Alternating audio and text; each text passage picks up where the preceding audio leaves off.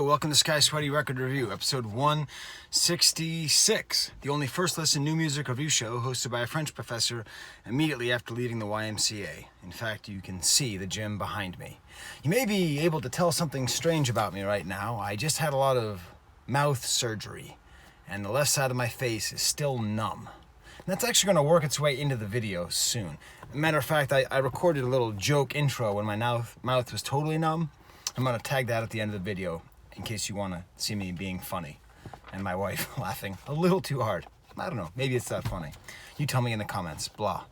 So this week started with me reviewing the new Taylor Swift album.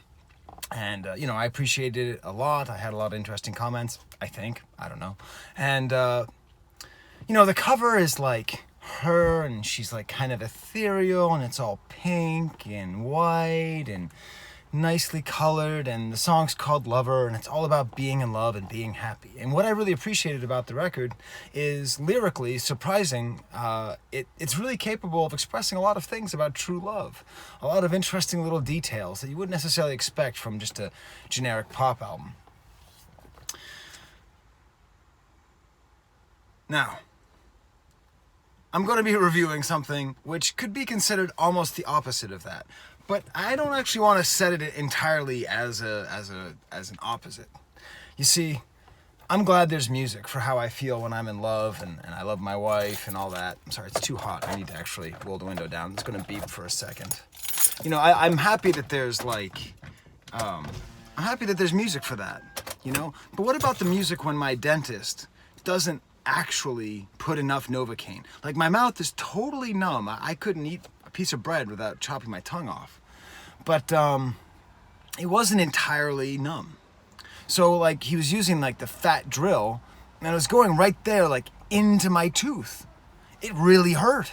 It was straight machine on tooth nerve. Taylor Swift can't help me there.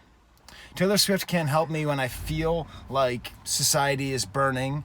Can't help me when I feel, when I get my, annual report and it says I'm not doing good enough for my job. It can't help me when I think about all the things that make me really angry or dark, or when I'm at the absolute pits of my most depraved, dark, angry thoughts. So we need music for that too, which is a long way of saying I'm going to be reviewing the record Hell Is Here by Hyde. Now, I'm going to be editing this video because I'm going to put that thing at the end. So I'll just show you the cover here, and I'll talk over it. So as you can tell, this isn't very much like the Taylor Swift cover.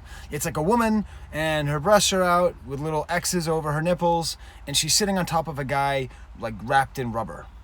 I assume these are the two people who are making this music, but I'm not quite sure.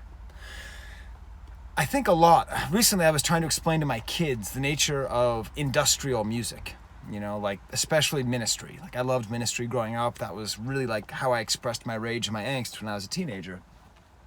And I think the best way to describe it is, that scene in that movie, Modern Times, Charlie Chaplin, and he's in the gears and he can't quite get out. And it's a funny thing because it's like a comedy and the guy's stuck in the gears and he can't get out. But of course, it's representation of the abuse of workers and the need for unions. And it's this great thing about how modern people are just crushed in gears. Industrial music is, for me, angry Chaplin. It's like that scene, except that the gears are all you can see. You just see blood and rust and the sounds of electronic gears and grinding and crushing. And a lot of people don't like it. I understand. But I think it's it's part of what I like about the show, is bringing up things that are necessary to have in our society. We need music. We need art that talks about the feeling of being crushed in gears permanently for your entire existence. And that's what Hell Is Here by Hyde does. It's a very industrial album. I don't even know if that genre exists anymore, so I'll just say it's a very industrial album. Lots of sort of samples of metal clanging and gears and interesting rhythm play, actually. There's a fair amount of songs that have sort of regular rhythm and then a kind of offbeat hits that makes a kind of polyrhythm. The singing is what really sets it apart. It's this female singer who just sings these, like, it's actually a lot like Ministry in a way, that it's sort of like long drawn out, like pain, things like that, but just very unsettling. And sometimes, like, she'll sing along to the music, sometimes she won't. It's a very unsettling album. That being said, I enjoyed listening to it the whole time. I'll go a little bit track by track, maybe not all of it. Actually, you know what I'm going to do now? I'm going to just play you a clip. And because I'm going to be editing this video, one of my 5 edited videos, I'm going to actually, like, pick the best song. And what I want you to do is listen for, because you might like this, I don't know.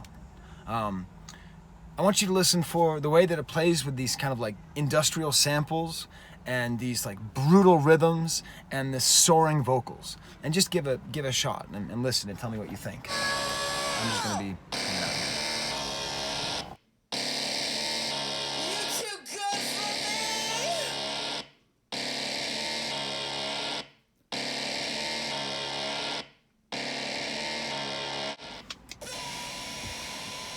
Okay, I think that was enough time. I hope. I don't know if I like doing that. The first track, which is probably the one I just played for you, is called Chainsaw. And it's pretty funny because I played it for my wife, and I said, what do you think this song is called? She's like, I don't know. I'm like, just based on what it sounds like. She's like, Chainsaw? And that's what it sounds like. But it's really great because the lyrics are all about cat calls.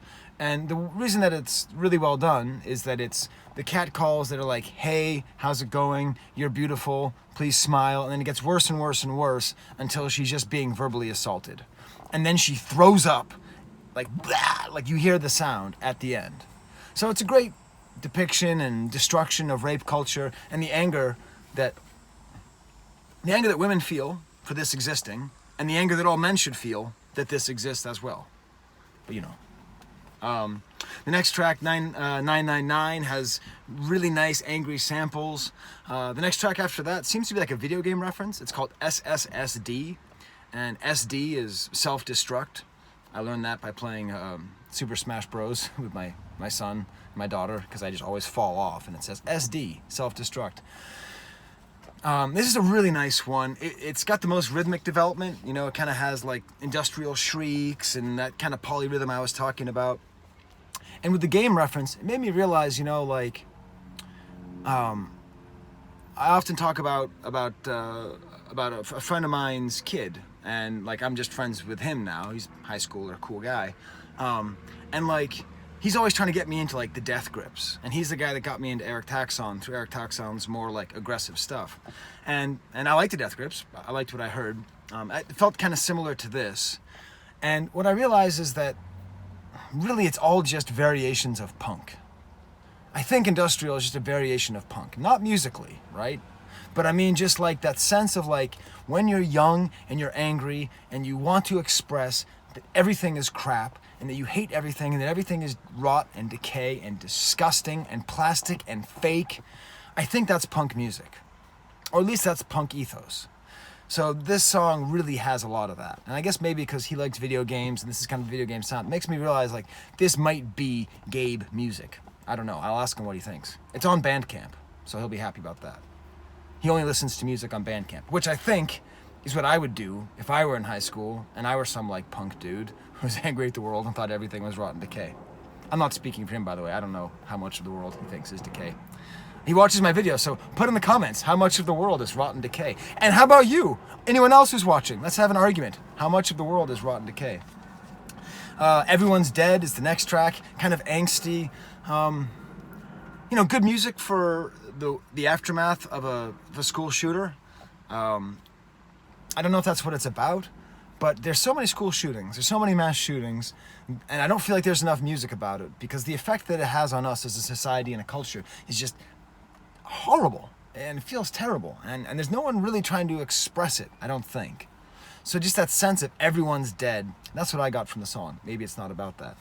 Also, when half your mouth is numb, saying society is society.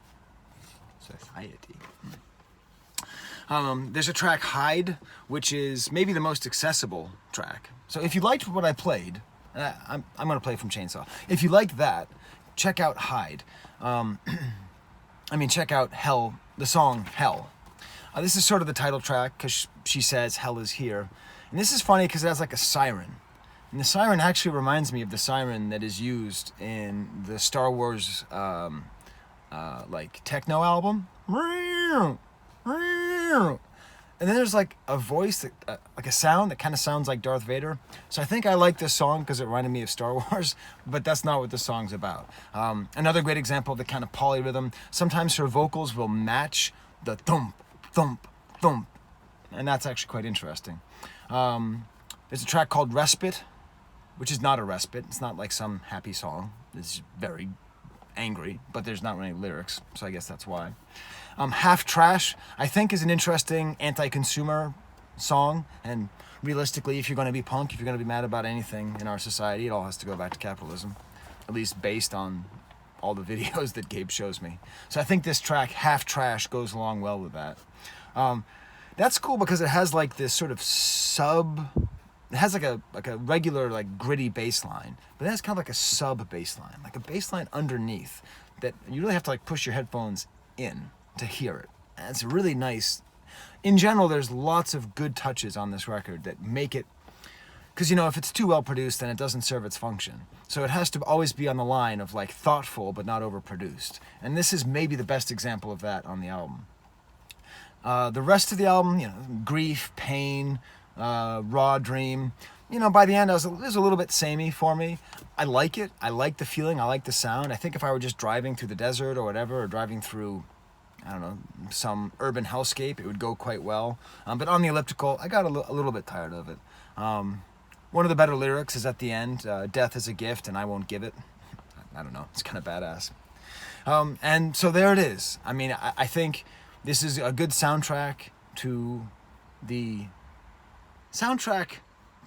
lack of Novocaine, soundtrack to the rainforest being burned down, soundtrack to Black Friday. It's really good for all that stuff.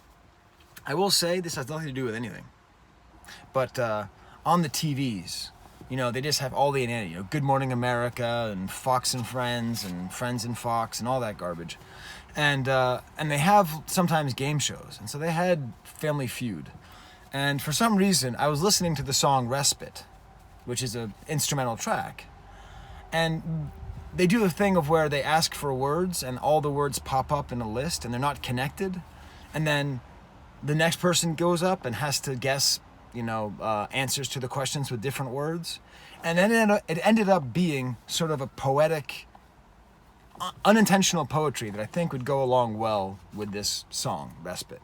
So here are the words in order, as they said there, in the middle of the inanity of the YMCA, surrounded by retirees and uptight suburban moms and dudes who work way too hard to try to stay fit, and just the whole suburban nightmare scene.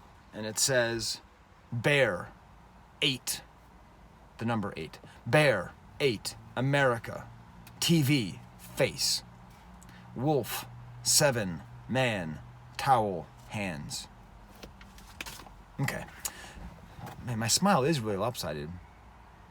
Oh my God, my wife was laughing at me so hard today, and it really is funny. All right, so enjoy my fake intro to this episode that I'll put on here at the end. The next video I'm going to release over the weekend is going to be a review of the new Tom York track, just the one track with Flea. I think I have some interesting things to say about it. So until next time, for my dentist, Dr. Trolley, for Gabe and my wife, and for Steve Harvey on the Family Feud, there's the camera. Hello, welcome to Skyblade Strawberry Review, episode 165. The first episode news in the Russo, hosted by fan professor Emilia leaving the YMCA. Now today I'm going to be reviewing a song called Novocaine, because I got 45 kilograms of Novocaine into my jaw.